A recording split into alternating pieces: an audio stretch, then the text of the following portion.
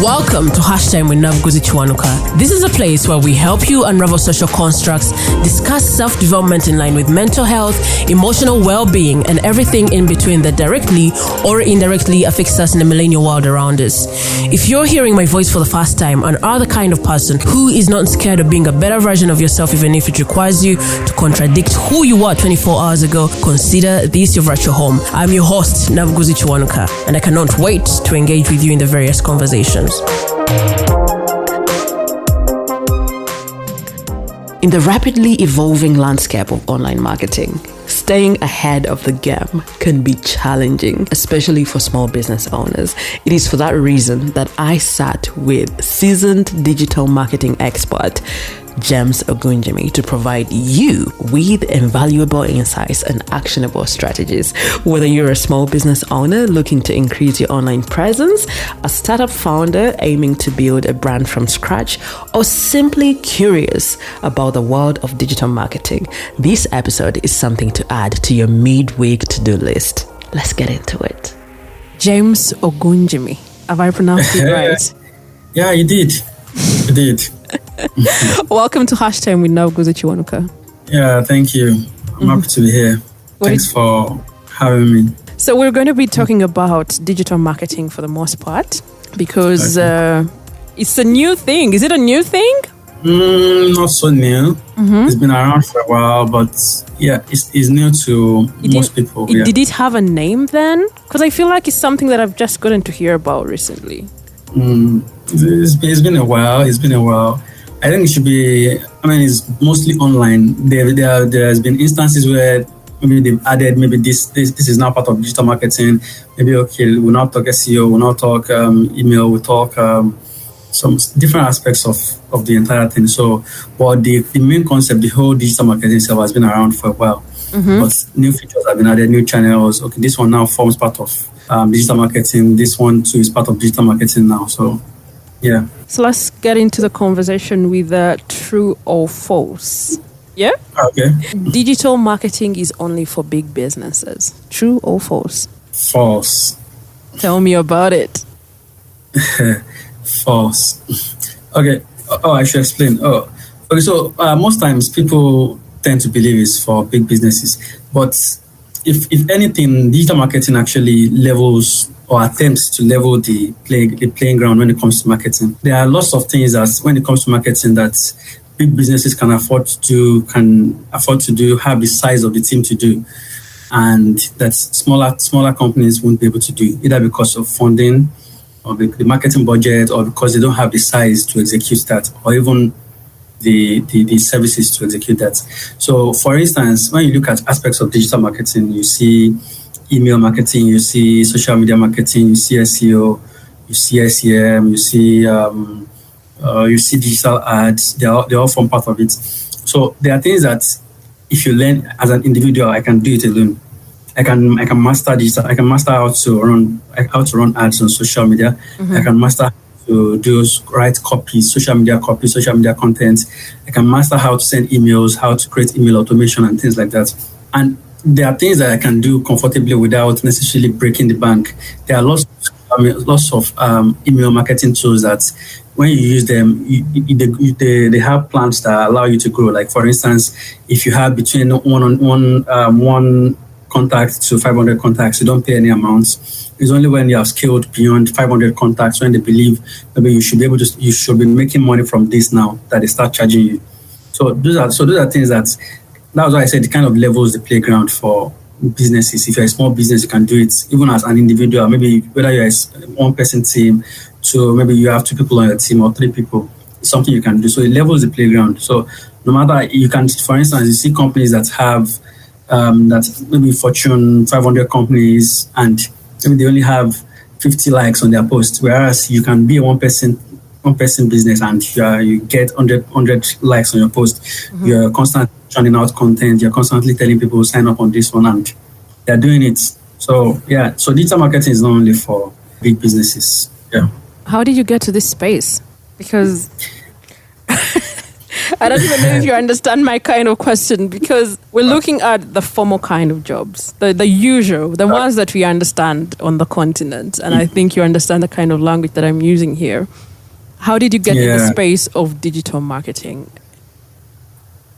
Okay, so I started from public relations. I studied industrial chemistry in school. I graduated as... How is that even related? Yeah, so I studied industrial chemistry, but midway into university life, I kind of lost interest. It wasn't really my thing. I started writing from my second year. I did some writing that got me into trouble. And then I started managing social media from my second year, actually. So I managed social media, started writing content. I mean, writing came easily to me. So, and from there, it was easy to transition into different things. So when I graduated, I served, when I went for my compulsory youth service program, the 1 year program, I served in the Middle Belt, Nigeria. So I kind of, I served in the Nigerian Film Institute, National Film Institute. So it kind of aligned with what I was looking for, the whole writing thing. So it was a creative field that I really liked. So when I immediately I left, I finished the service. I started learning. I had already started taking courses on Coursera then, actually. I was taking courses on public relations, brand management, product development, and things like that. So from there, I went to LinkedIn one day. And so when I got back, I was still writing maybe some columns for people, like opinion stuff. So then one day I decided, okay, I've mastered this thing enough. I've done it enough. I have been creating content for people. So I went to Google and I typed 10 best PR agencies, public relations agencies in Nigeria. And then I started sending them mails that, okay, I'm looking for an opportunity to do this. I know how to do this. I've done this. Then I went to LinkedIn and followed up with messages. I got a response from almost all of them. That week, I got an offer from 2 companies. I got an offer from 2 companies. The second company, I actually did an interview with both of them. The second company did not, I actually preferred them, but they did not reach out in time. So I ended up working with a company called Zebra Stripes Networks, a public relations agency. And that was where I really fleshed things out. I was a content and publicity person there. And you know agencies, you get to work on different brands across different industries. So I worked on Sky Vodka. It was a global campaign, or a national campaign that involved Maven Records. DJ Big and then was supposed to be our ambassador. I worked with the Basement Gig. I worked with Premier Bet and different industries. So I didn't stay long there before I then moved on to other things. So from there, I wasn't content with the whole idea of just public relations. I understood marketing and I wanted to expand it.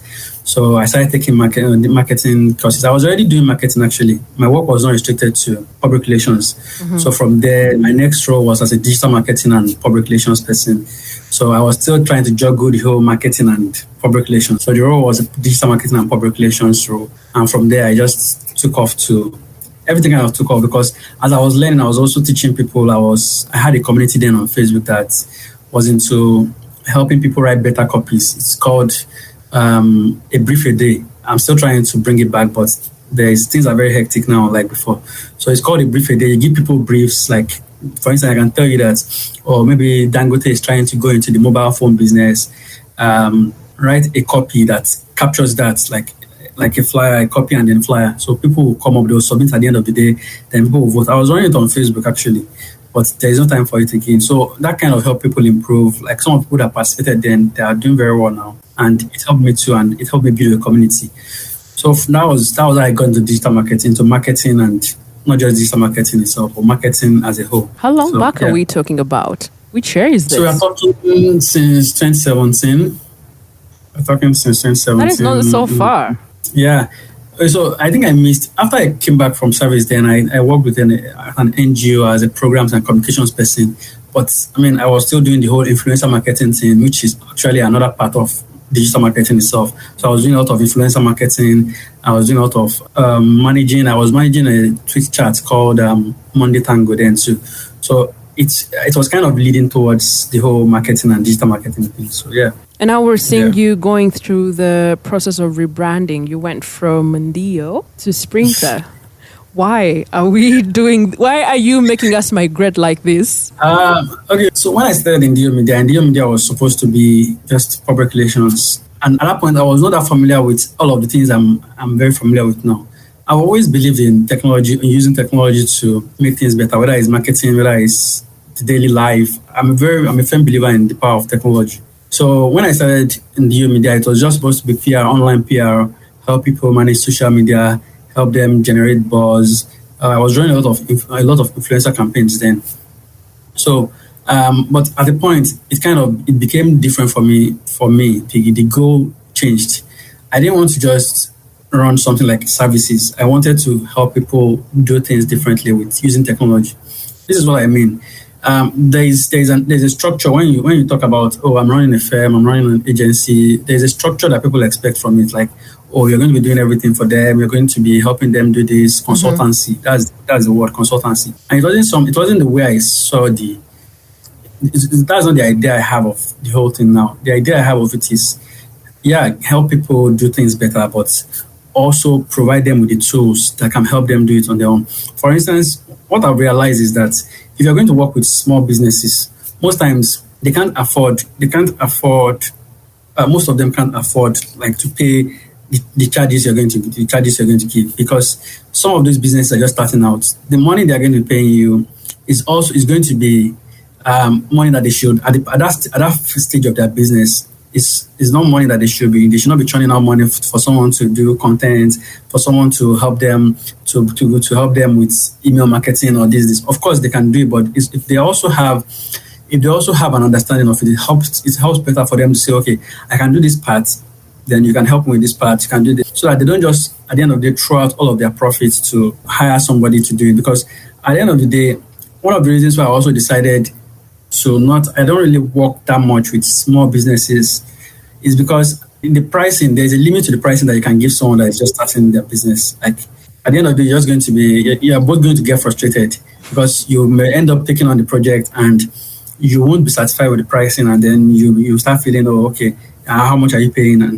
it's bad for both of you. So the idea is to be able to help them, give them the tools that, okay, this is how you do it, this is very easy to use. You can do this on your own. You don't have to break the bank to, for instance, when you look at the popular email marketing tools, you see MailChimp, for instance. MailChimp will tell you that, the more your list grows, the more you pay. So like, there's no reason why as a business, you're just growing and then they're charging you you're paying money because the fact that your list is growing does not necessarily mean that your profit is growing. Your list can be growing and you have not monetized it yet. Right. So there are lots of email marketing tools that make it possible for you to run campaigns, that make it possible for you to send as many emails as you want, have as many contacts as you want without having to pay per list or per email that you send. So I have an idea of all these things. I use some of these things. So the idea is to be able to help people get access to it, set it up for them, so that they don't necessarily break the bank, whether they're trying to do it on their own or whether they're trying to outsource it to someone. So that was the idea. Is more of using Sprinter is more of using technology to drive marketing than just having someone do it or do all of it for you. Yeah. So, yeah. It now makes sense because I was seeing the slogan. Is it the slogan? Do marketing better. Yeah, do marketing better. And I was like, but he's the one doing it. So why is this? I really thought you're just handling everything on your own. So I was like, why is he using this? But now it makes sense. When it comes to digital marketing, are there specializations? Like you would hear I'm a lawyer and someone would ask me what kind of law do you specialize in? And probably I'll talk about being a land lawyer or commercial lawyer. Do you have specializations in the realm of digital marketing? And if they are there, is there a specific specialization that you deal with? Okay, so I'm kind of a generalist. There are people that decide. Normally, the way it's supposed to work is if you're a digital marketing person, you are a digital marketing person. You're supposed to understand all aspects of digital marketing. But these days we have people decide to specialize, just pick an aspect and say, okay, no, I don't want to be a digital marketing expert on my own. I want to focus on maybe SEO. SEO is maybe when you optimize your content, your page, you optimize it to be discovered and to be discovered by people organically. Like for instance, let's say you create a post around five ways to do marketing better. So if someone goes to Google, for instance, and searches for how can I do marketing better? So keyword do marketing better, is going to stand out and good. It's going to make them make Google show them the content on your website. And so when they come there, they kind of they read the post they want to read, and they can look around and decide to become a customer or client. So some people decide to focus on SEO. Some people decide to focus on social media management. Like all they do is just create content for social media. They're very good at managing social media. They're very good at whether it's on TikTok or LinkedIn, or they're very good at all of those things. They can track do the analytics, look at what the time that people engage, the time that people that they're most likely to post. They measure everything, the saves, the shares, everything. And then there are people that choose to focus on maybe email marketing. They can use emails to convert people. Like when people have signed up, when people are on your email list, you send a series of emails to get them to maybe sign up to a service or to buy a product or things like that consistently. They create the whole customer journey automation. Like, okay, when you sign up, from the day you sign up, you start getting emails from maybe the second day, then the third day. It's not like they're sending it every day. Of course, some people do that. They send emails manually every day. But most people that know what they're doing, they don't send it manually. They can create an automation that lasts for as long as a year, and Whoa. just getting emails depending on when you join a list. For instance, if you join a list now, they can create the automation to last for a year, for a month. So if you don't open the email, you can start getting other emails. They create is an automation, like if the person does this, then send this to them. If the person does not do this, if they have not opened the last 5 emails, then send this to them. So you get different emails based on how you engage. So there's that category. Then there's a category of people who choose to run ads, like social media ads on Facebook, on Instagram. They understand how to do targeting right. They understand how to do the whole interests, all of those things, and then they know the copy to write, the offers to put, and all of those things. So and when they do that, they can use to generate leads. They can use to direct adverts to maybe a website or a landing page, or they can use to get people to send messages. So and then they generate leads with the adverts that can go into the email list that an email marketing person can then use to start sending emails to convert. Mm-hmm. So there are different aspects of it.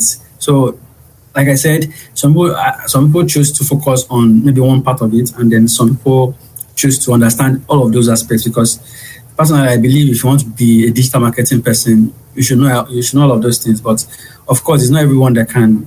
It's not. Some people prefer that. Okay, let me just know this part and focus on it. So yeah.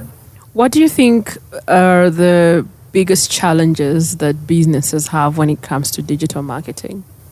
Okay, so I believe that most of them don't do it right, and there's a lot of bad information out there. Uh-huh. And then people believe it's something easy. Everybody thinks they can do it. You see a lot of places people will if I have my phone and I can type, why not? Yeah, they'll say it's not just to post on Facebook. It's not just to post on Twitter. So people assume that, and then the reason why I say there's a lot of bad information is because I found this out since like 2 years ago or last year. Like there's something called follow for follow. Like you are a business owner on, let's say they do it most on Instagram. Like a business owner on Instagram, so you put yourselves in a group, and then you start following each other, or you start clicking follow. So if I make a post, if I'm part of your group and I make a post on Instagram, all of you, like maybe 100 of you, will like the post and comment, "Hey, good work. Hey, you're doing well. This." And then they do the same thing for followers. Like they follow you en masse and things like that. At the end of the day, it's just bad information. It's not helping anybody. Yeah. And the algorithm can detect it.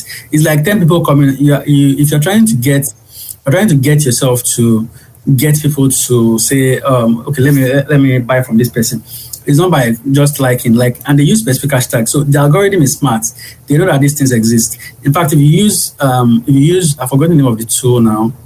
There's a tool. That tool will show you there's a follow for follow profile on the account, or there's a like for like activity on the account. The algorithm can track it, not just the Instagram algorithm, but also external apps. They can track this thing, so they know if the followers you have if you bought them. They know if the likes you're getting, if they are fake. They know all of these things. So at the end of the day, you're just wasting time. Like every day, every morning, you click like, follow all those things. At the end of the day, nobody's seeing the product. If you ask some of these people how many of these things they do, you will see that a lot of them, they hardly make sales from it. They hardly make sales from it because and that's the end goal. If you're not making sales from it, why are you wasting your time just clicking like and all of those things?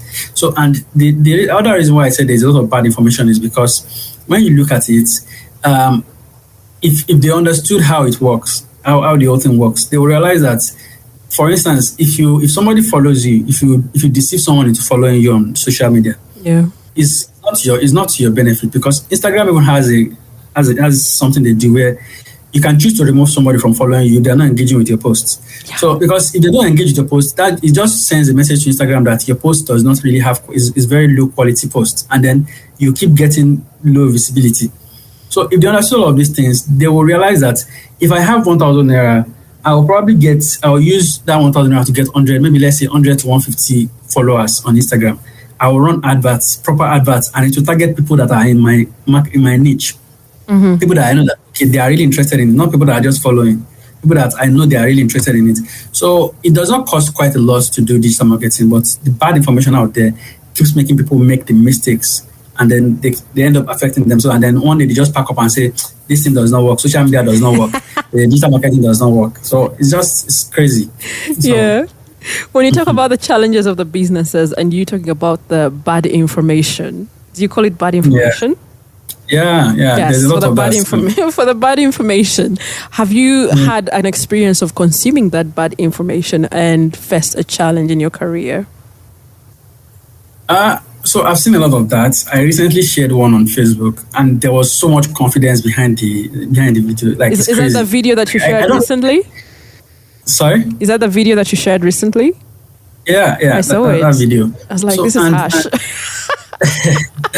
And it's funny because when people share this information, what I've realized is when I see somebody saying some kind of, recently, especially since this ChatGPT thing came, I see somebody saying nonsense with confidence, I just go to ChatGPT and I just search for something like that.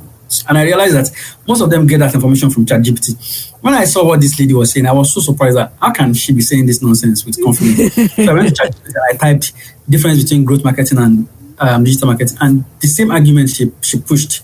If you go to Google now, if you go to ChatGPT now and you enter it there, you'll see the same argument.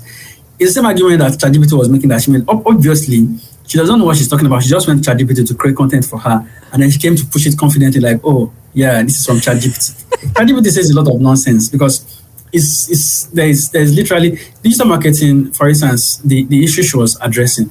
Digital marketing and growth marketing, they are different. In the activities are not necessarily different. But most people want to focus on, normally, if you're doing digital marketing, you should have an understanding of how to measure things, how to do A and B testing, how to analyze, how to do analysis. Like, okay, maybe these are the number. Like, for instance, on my website, I have I track things a lot. I track how people engage. I have Microsoft Clarity. I can basically watch what you're clicking. Like, if you come on my website, I can see what you're clicking on. Like, not that I'm seeing ... I am looking at what you're clicking on, how you're scrolling. So it helps you understand where people are dropping off, where people are having issues, where people just kind of say, okay, I'm not reading again. And it helps you optimize. So these are things that you're supposed to understand with digital marketing, but a lot of people choose not to really go into it. They just focus on maybe email, or just focus on, I know how to create content, so they're not really going to the analytics part.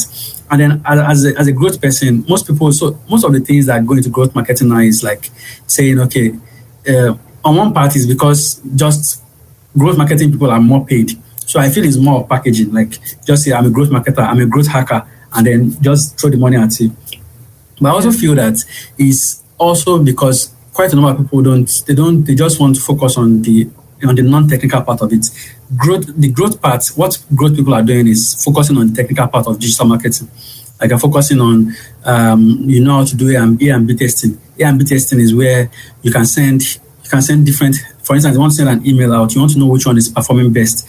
So you send two different email titles. For instance, for email 1, you can send get this offer within 24 hours. For email 2, the subject can be are you interested in this offer? So you send both emails out and you see which one gets the most opens. So whichever one is open most is the one that people prefer. So you stick with that one. So that's basically A and B testing. And you can do it for social media too. If you want to run ads, you can say, okay, you're going to test 3 different ads. For instance, A and B testing is given with big companies. If you go to Meta, I've forgotten the name. There's a database for adverts, all adverts that businesses run on Instagram and Facebook.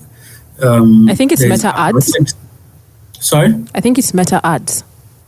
No, like the database. There's a database, not the platforms run the ads. There's a database where you see all of the ads that are run. So the ads something I've forgotten. So you can see all of the ads that businesses run. You search for the name of the company, and then you see if they are running an advert. You see. So for instance, if you go to those places and you search for Amazon or Google, you will see that they are running the same. They are running at least 5 ads with the same content but different pictures. It's because they are trying to find out, which one is working, which one is working. Is it the one with this picture, or the one with no picture, or the one with a video? The same content. So when they are able to identify that, this thing is this is the one that is working, they stick with it. Sometimes it's with audience. You can decide that, okay, let me target this audience, this age range, or let me target this interest, or this. So when you can target 3 different interests, and then when you see it, you say, okay, maybe this is the one that is converting most, or this is the one that has the lowest cost per click or cost per acquisition, and then you stick with that. So that is basically ambitious. So most digital marketing people don't pay attention to that. And that's why that's why the whole growth marketing, growth hacking thing, they focus on those things. So that's why most people say, okay, it's different and things. So the bad information out there makes people kind of say with confidence, and they don't care. So they just check ChatGPT. ChatGPT is very helpful, but most people just focus on ChatGPT these days. You just take ChatGPT's word and say, okay, I'm running with it. It's crazy. What challenge have you faced in your career as a digital marketer? Challenge. I would say you've never faced any. I would say that maybe in working with businesses, some of them, of course, they always believe that, it's something I can do. I'm just busy. If it's not that I'm busy, it's something I can do myself. If it's this. And then working in an organized company setting, it helps to understand, to work with people that, like, to have a boss or colleagues or direct people that you report to that understand how digital marketing works and understand the expectations. For instance, if you tell it depends on the company. Like if you work with a company that don't have a lot of budgets, and you tell them that, let's run 5 different ads to see which one works, you're asking that, are you crazy? Where is the money? so it helps on that to work with a company that either has the budget for it or is open to experimentation, understands that experimentation is part of digital marketing, part of running something online. It helps work with them. And then it helps work with bosses too that understand that temper expectations. For instance, people can say, this advert that we're running, this is the amount we're putting there, and we must make this amount of money with it. I mean, it's digital marketing, not magic. So it helps it helps if the person you are reporting to has some kind of understanding of how things even work, so that they already know that it's not like, okay, yeah, this thing is going to work, but it's not going to be an overnight thing. So that's the challenge. Is like I've worked with quite some people that don't understand how it works. And then on social media, still part of digital marketing. I remember working for a company back then. Like you will make a post. Like imagine making a post on social media, and then the CEO of the company is going to people's inbox to thank them personally for liking the post.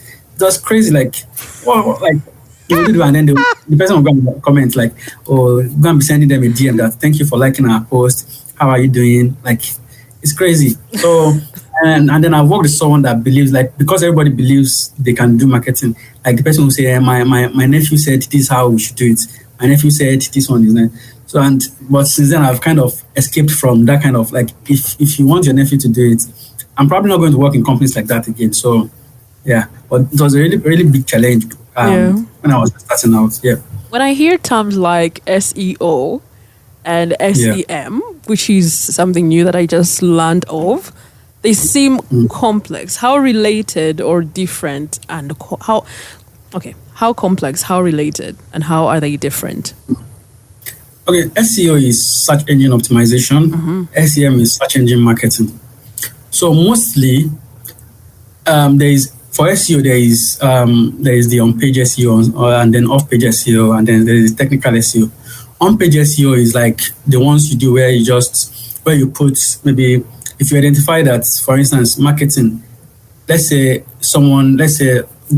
my keyword is do marketing better. Yeah. Sometimes there is like 3 focus keywords, can be like 3 or 4, can be up to between 2 and 4, or even 1. So let's say somebody goes to Google. I know that, okay, maybe I've done a research, and I know that maybe people that are looking for digital, for marketing services, they are when they go to Google, they search for how can I get better marketing results, or how can I do marketing better, or how can I get better results, something like that. Yeah. Normally, there are tools that are used to research that. For instance, there is SEMrush. SEMrush will show you the questions that people are asking in real time. So the what, the why, the when. So all of those questions, to categorize it, like these are the questions people are asking. So if I enter digital marketing on SEMrush, it will show me the questions people are asking around digital marketing, and then the most popular posts around digital marketing. So you can use that to create content and then say 5 ways that you're doing marketing wrong, or 5 ways to, let's say your keyword is do marketing better. You can use it to create a post that are 5 ways to start doing marketing better. So when somebody goes to Google, so you put that in it should be in the headline. The image you're going to use, you put it in the alternative text part. In the content itself, recommended to be up to 50 words. You put it it should appear at least 3 to 4 times in the content itself. So and then it should exist in the meta description. So that is kind of like on-page SEO. Like you optimize the head of pages, the about section, so that when somebody searches for it, they can easily find the keyword. When they search for the keyword, they can easily find the page. Of course, it's not something that will just happen automatically because you have set it. You have to be creating content consistently for it to not start ranking. Now that's on-page SEO. Off-page SEO is like when somebody, let's say a company links to you, like let's say I have a website and then maybe a company publishes something and says, and they put the link to our website, to the Sprinter HQ website, and says Sprinter launches a new name, or a new Sprinter has rebranded or something like that, and then they put the link to the website. Sprinter HQ has done this. So that's kind of like off-page SEO. Most people get it organically. For instance, if somebody just decides to report about Sprinter, what Sprinter is doing, and then they link back to us, that's kind of like free press. Like you get free backlink to your website. But most people pay for it because, it's cheaper to pay for it. Like once a website that has very high visibility or high domain authority, once they link to your website, it kind of increases, it tells Google that you are trustworthy, and then it kind of increases the visibility of your website gradually. So once you have a lot of backlinks, it will start increasing, and before you know it, that's kind of like off-page SEO. Technical SEO too is like, sometimes if your page is not fast, the page is slow, if you don't optimize images, it affects how it affects the visibility. So Google has a tool called the Google Site Kit that you install. You can use to test the speed of your website, the mobile and the desktop. Right now, the speed of my website is very, very slow. To open a page, the home page on the website on mobile is like 13 seconds. That's very bad. For desktop is 3 seconds. That's not good enough, but it's still very okay. Now, technical SEO means that you optimize all of those things to ensure that the CSS files, all of those things load very well and load very fast, so that the files that should be on Google Search Console, they are being indexed and things like that. I know I'm getting too technical. Yeah, I had a website and I was seeing all these things and I was like, what is going on here? Yeah. I would create a blog and they're asking me for what were they saying? Focus was or whatever. Like, what the heck? What's going on? Can I just put up my posts and that's it? I didn't know how to go about it at all. Nothing. Yeah. So it was. That kind of covers it. So yeah. How is it related to SEM? Do they relate in any way? Yeah. Okay. So for SEM normally for SEO you're not supposed to. SEO is supposed to be free. Like it's supposed to be free. But SEM, SEM is supposed to be still you are still using the same keywords. But imagine this. Let's say when you go to Google and you search for, let's say you search for pharmacies around me. Yeah. And then, or you search for the best pharmacies in Uganda. And then maybe you see an advert for maybe, let's say the name of the pharmacy is Profit Pharmacy.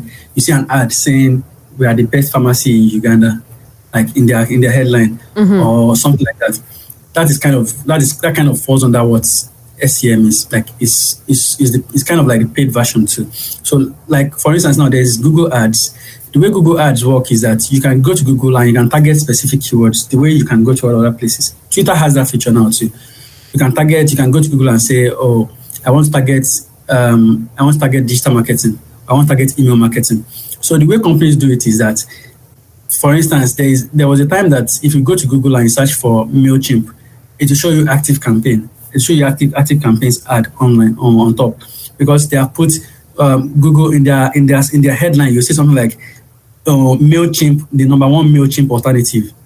So when you search for MailChimp, you are finding them. When your keyword is MailChimp, when you are running an ad and you target MailChimp as the keyword, although I don't think that you can target specific keywords again, but you can see something like MailChimp alternative as your headline, as your primary headline, and things like that.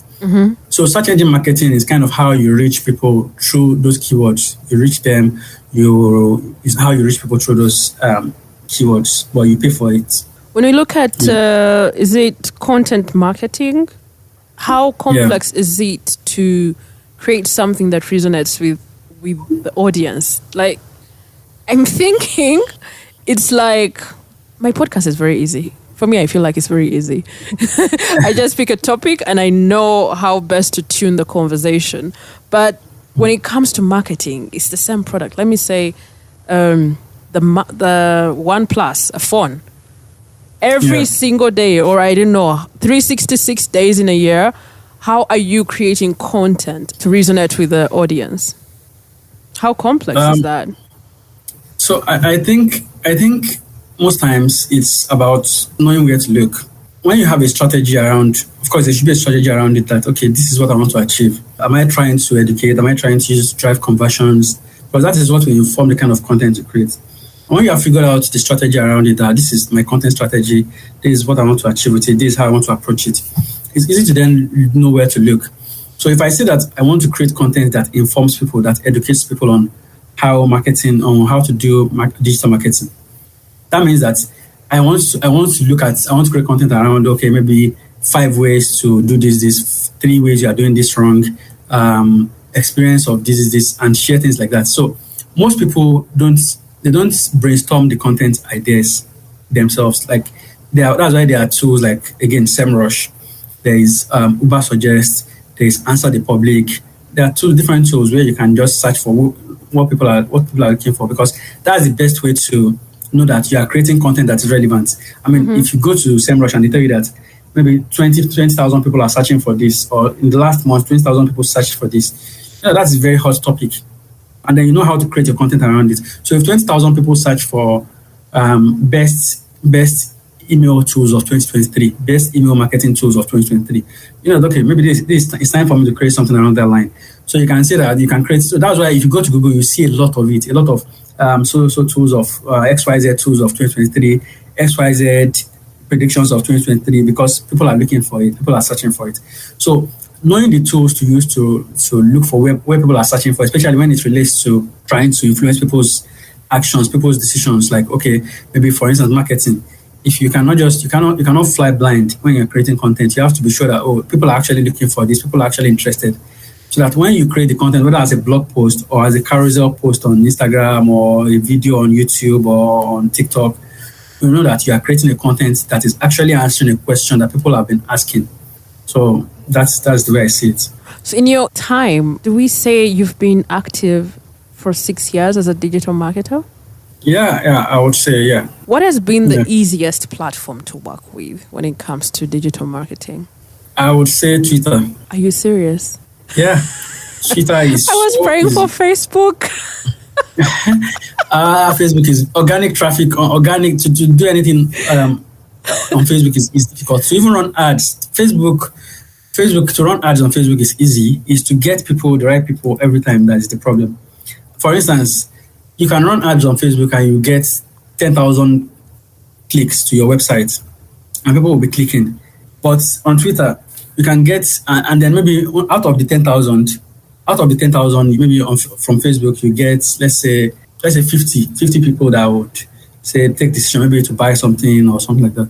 Now, You can go to Twitter and you run the same ads and you get 3,000 clicks to your website, and you get 200 people, that 200 or 300 people. Twitter people don't waste time. They don't ask plenty questions. If you run an advert on Twitter, Twitter adverts are more expensive. You have to spend quite a lot, but they convert. For instance, there is a campaign I'm running currently where you're spending like at least, and that's the least, you're spending maybe let's say $10 per day or $20 per day. Wow. But it will convert. It will convert. They won't ask you too many questions. Like they will just go straight and do what you. But Facebook, someone can come to your inbox and say, "What can I do for you?" Like somebody that you're running that clicks on your advert, and then you say, "Oh, how can I help you?" The person will say, "Have you helped yourself?"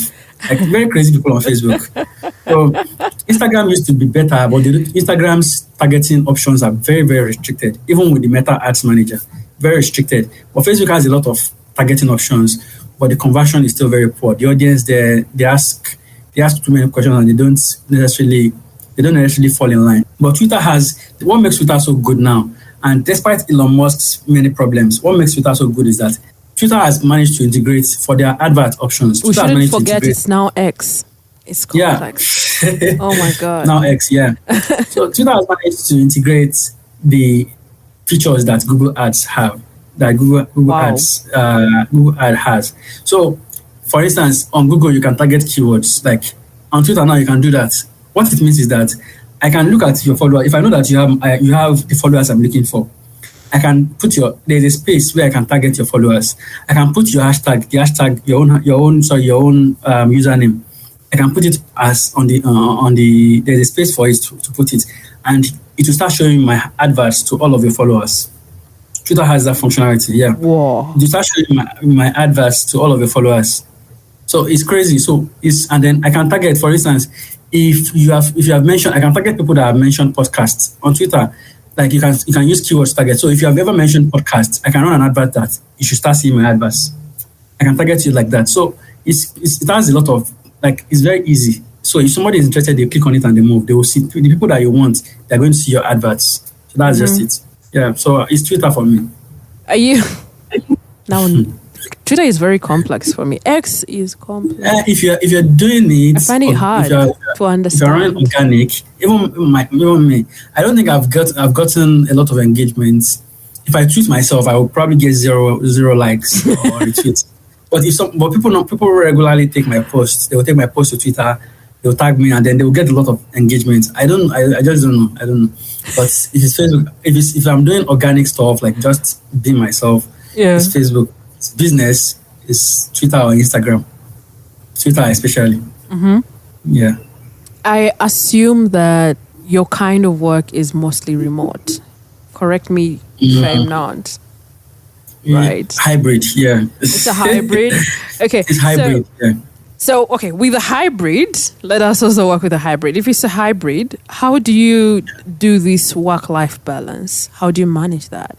Because I assume if it's a hybrid, I'm imagining you have been present physically at the workstation where you've been, and then you have to go home and you think of something like constantly 24/7 working. How do you manage the work-life balance? Okay, so the whole work-life balance thing, especially when you're dealing with digital stuff, is something that maybe you have to be deliberate about. Sometimes it does not really exist because it helps to schedule things, but no matter how much you try to avoid it, it does not really exist. Mm-hmm. So, but I found that it helps to. I have a notepad. I have on my phone, of course. I don't know how to. I'm very bad at writing with a pen. I don't know. I've always been bad at it anyway. So, but I always like to keep my notepad there so that if I think of something, I can just quickly type it and then I can go back to it later and say, okay, this is this, and then I can flesh it out later. If it's a content or if it's an idea for a campaign or something, I can flesh it out later. But at the moment, I can quickly write it down so that it does not disappear. But beyond that, most times you have to work late, you have to do a lot of work. Of course, it does not. I don't really help myself most times because sometimes I delay with doing some things and then I have to work late into the night with it. Yeah. But most times it helps to just quickly write it down and then maybe you can go back to it. Else, you'll spend all your day working. So, doesn't that cause you to burn out? If I can't even count how many. I can't remember the last time. It's now that I'm making deliberate efforts to balance things because I can't remember the last time a week went by when I did not fall sick. I can't remember. So it's always very hectic. And then because of the volume of the work, I recently had someone new join, came in as my assistant then. So she has kind of made the load kind of lighter, but I mean there's still a lot to do. There's still a lot to do. So How do you take care of your mental health? that's another story entirely. So I have ADHD diagnosed actually ADHD. Oh, yeah? So I've been on medication since is it late last year or early this year. I've been on medication, but I was trying to push it, like just try to power through it. But I realized that it's very difficult to power through it. I tried it, use Notion, use Google Calendar. Like I plan my day to the last minute. Like this is what I'm going to do at this minute. This is what I'm going to do between 10 to 11. This is what so I try to plan like that. But even despite all of those things, it's still a war to try to catch up. So what I've been able to do is I realized that I had to just go on medication. So I spoke with two of my friends that I knew. I'm sure you know one of them, Obi Osugo. She talks mental health on Facebook. Mm-hmm. Yeah, she was the one who helped me get. She actually wanted me to see. I was supposed to I spoke with the doctor, like a psychologist, and all this, but I was supposed to go and to have some sessions with a therapist. But the man turned out that there are a lot of people that don't know what they're doing. The first conversation I had with him, it was supposed to be a session, like to be like 7 sessions. The first conversation I had with him was saying, "Oh, ADHD, that's only in children." I just realized that, okay, no, he doesn't know what he's talking about. Are you serious? That is only in children? Yeah. That is crazy. Yeah. It was Obi herself that paid for the first session. She was supposed to pay for the first session. I had a preliminary call with the man. So she was supposed to pay for the session. In fact, she sent me the money that, no, I must go, I must do this. I told her, okay, I will go. So when I told her what the man said, she just said, that one is a waste of time. Oh my goodness. So she refused to collect the money. She refused to collect the money back. I ended up using it to eat pepper soup. But story for another day. So, but she was kind of like the force behind going ahead to go on medication, like herself. And I don't know if you know the other person, Nkiru Njoku. She's a filmmaker. I don't know her. Oh, she's a filmmaker. She's based in the UK now. She's on medication too. She has ADHD too. Like hers is complex too. So there were the two people that were kind of on my neck about getting the drugs, starting to take medication since the whole trying to power through it yourself wasn't working. Mm-hmm. So since then I've been taking drugs, atomoxetine. I opted for non-stimulants because it's very easy to get hooked on stimulants. So for now I'm still pushing by with the non-stimulants. But yeah, it has helped. So yeah, how is that for mental health? But yeah, so I asked the question and I did not see that coming. Yeah. So I didn't see it coming. So yeah. Besides the calendar and medication, is there any other way you take care of your mental health, your emotional well-being as well, for you to ably function as a digital marketer? I think, like I said, there has to be some kind of, you have to be deliberate about it because there will always be something to do. Yeah. As I found, there will always be something to do. So, and for someone like me, sometimes you can go without working, like you don't feel like doing anything, and then one day you just wake up and then for 2-3 days straight, you just want to sit at the laptop and just work late in the night.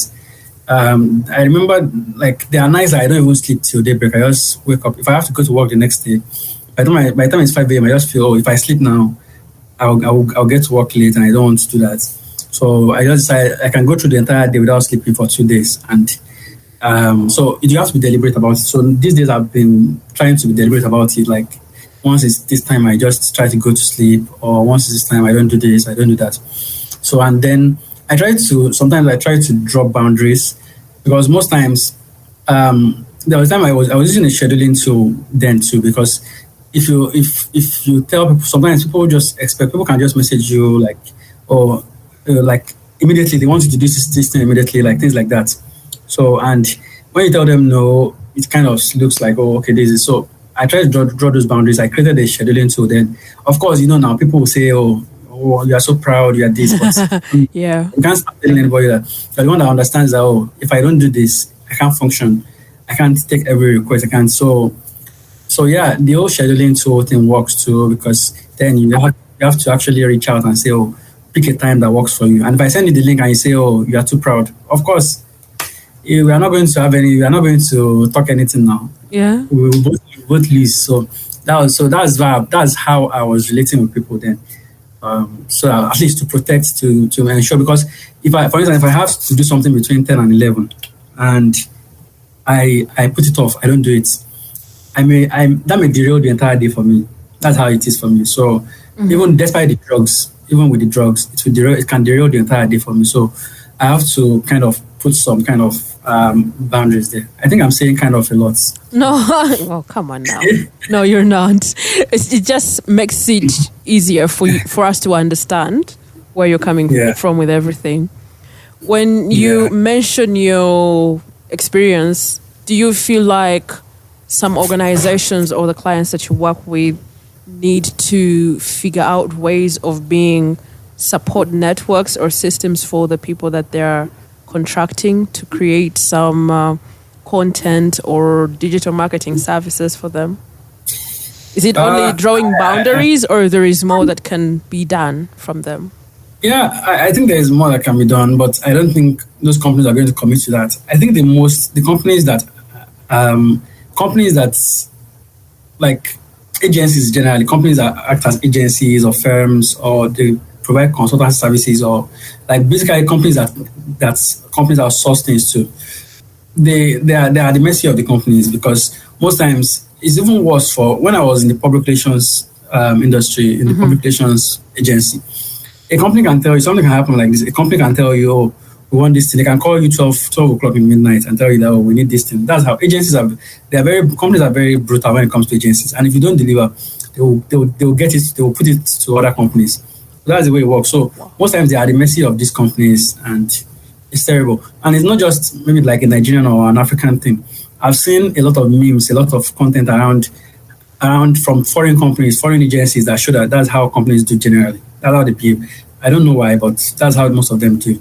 Like you can send something like, oh, approve this, like, do you like this, or approve this, and they won't give feedback for 3 days, and then they just come in the midnight and start saying, oh, we need it in the next 2 hours. So and then you have to deliver, or don't have the clients. So that's how it works. So it's very fast paced. Like people say that tech is fast paced, but I would like to think that agencies like that PR or marketing or ad agencies, they do quite a lot of work at like impromptu work a lot, because you have to keep up, else the company will look elsewhere. I'm imagining that worsens someone's health. Like when you think about mental health or emotional well-being, because now I'm seeing someone who is struggling with anxiety.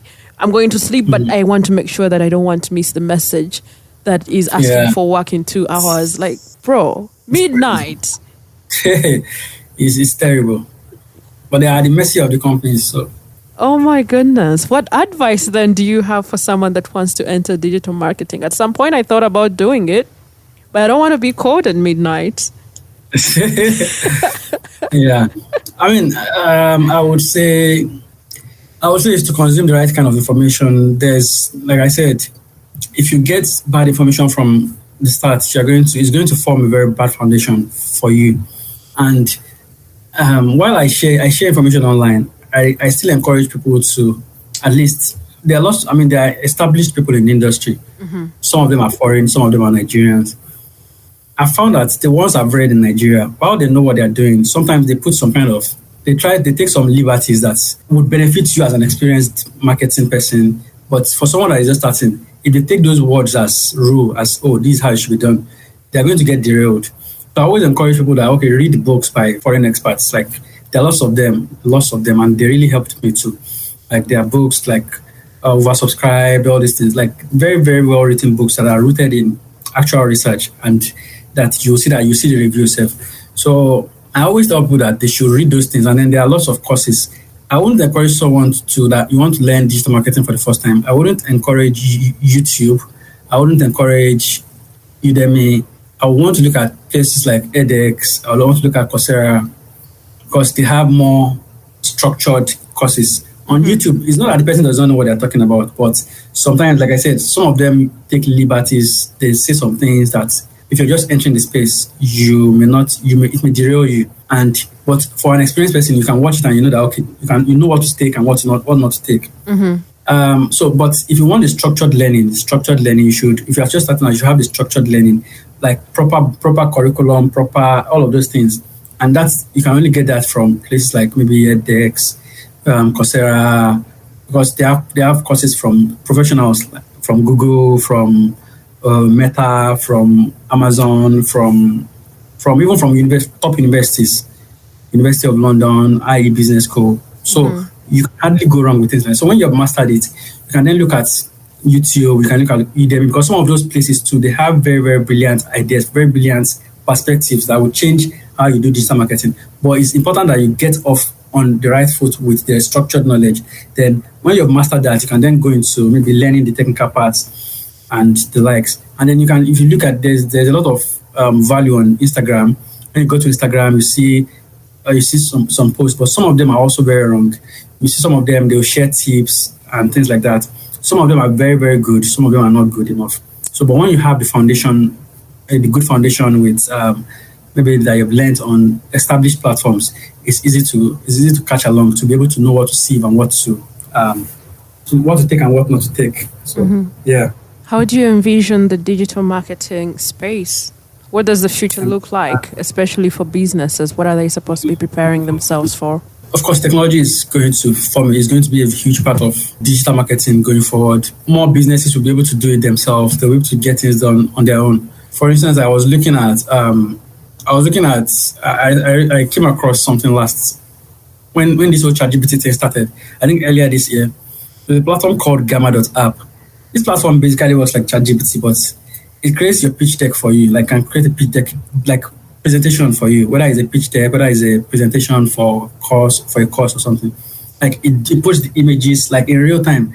Like it puts the images, put the content, and personally I feel it's even better than ChatGPT because it creates everything for you. The content is more relevant to you than what ChatGPT brings out. It's smarter than ChatGPT. I don't know if it was built to ChatGPT, but it's smarter than ChatGPT. So a lot of that is going to happen because now, if as a digital marketing person, if as a business owner, you can do that. You can create a pitch deck in 5 minutes. I mean, this thing costs like, I think $20 per month. Is it $20 or $25 per month? And you have you can create unlimited documents. You can edit it and all of those things. Like just put your idea there, then list it. You can touch this point. For instance, if you want to create a pitch deck for, let's say for funding, you can say the problem, the solution, the problem we are solving, the solution we are proposing, the marketing plan, the sales plan, the team, this, and then to create the content under it itself, everything with image and everything, relevant images. If you say that you're in Nigeria, to show Nigerian images. If you say that you're in the UK, to show white people. So it does all of those things flawlessly. So as a business owner, this is something that you can do on your own.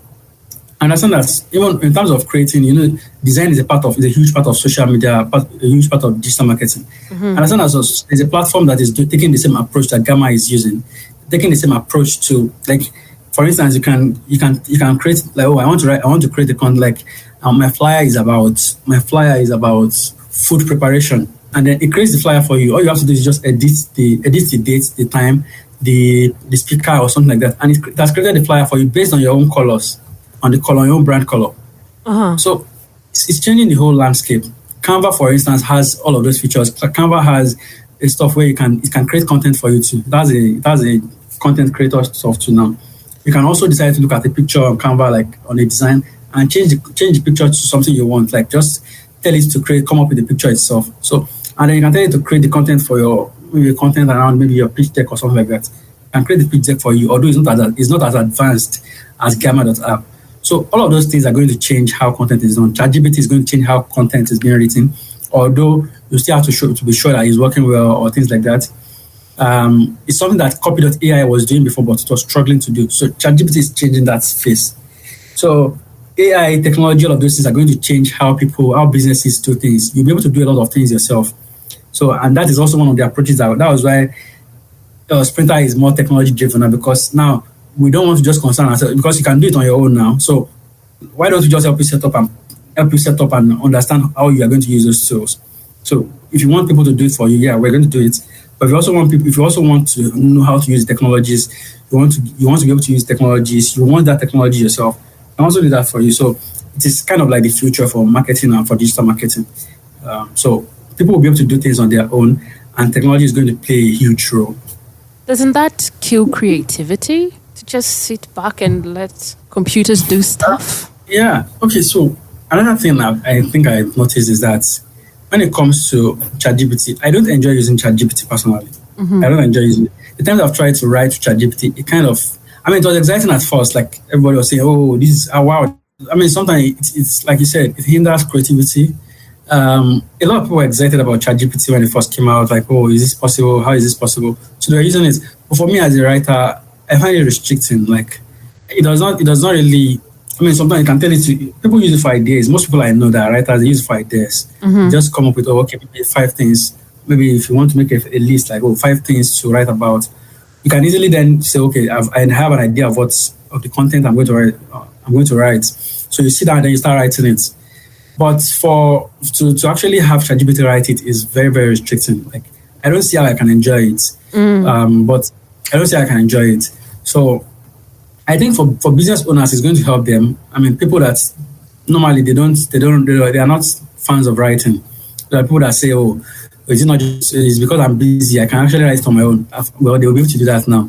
So I think it will help businesses. They'll be able to do all of those things. But for writers, people who enjoy writing, I don't think that it is going to change much for them. They will still want to do copy on their own. And in a lot of ways, ChatGPT still doesn't have that. Can still not capture the emotion part. It's still very drab, very, very bland. So that's still not going to until they're able to maybe get it to be able to capture the emotion, capture real time. In fact, when you tell ChatGPT to tell you a story, the story is always very bland. It's always very bland. So it's like just straightforward. Like, no, it does not really have the sauce. So I think for now, people that enjoy writing will still continue to create content the same way. Businesses, on the other hand, one-man businesses, it will make life easier for them. So yeah. What do you think that we may have left out before we close this episode? I'm thinking that we pretty much covered a lot of things already. Yeah. And how do people get in touch with you if they want to have your services? So our website is sprinterhq.com. www.sprinterhq.com. So you'll be able to see our contact there. You can schedule a call. There's the email there. There's the phone number. You can schedule a call and, of course, be available. So yeah. What is HQ? I'm imagining in my head. I was like, is this headquarters? Yeah, it's headquarters. So initially it was supposed to be. Sprinter.com is taken. I would have preferred Sprinter.com, but it looks like it's a very popular name. Oh yeah. And for things like that, for things like that, if you decide to go and buy the domain, they can tell you to go and bring $500,000 or things like that. So people buy those domains and then they just pack it somewhere, waiting for you to come one day to come and buy, and then they just bill you straight up. So that was what I opted for. I actually bought Sprinter.co before, Sprinter.co, but then I decided to go for SprinterHQ.com. So, yeah. All right. Thank you so much, James, for giving us your time and sharing your expertise. Yeah. I hope someone has walked away with something to learn. Hope so too. Thank you so much for staying with us to the very end. And if you loved this episode, do me a favor and hit the subscribe button in your podcast platform of choice. Also, feel free to share your insights about what connected with you on social media and tag us. We are at #WithNabuzichwanka on Facebook and Instagram, and on Twitter, our handle is at Twitter, X. Oh, Jesus. On X, our handle is at HTNK Podcast, or you can use the hashtag HTNK Station. Do marketing better.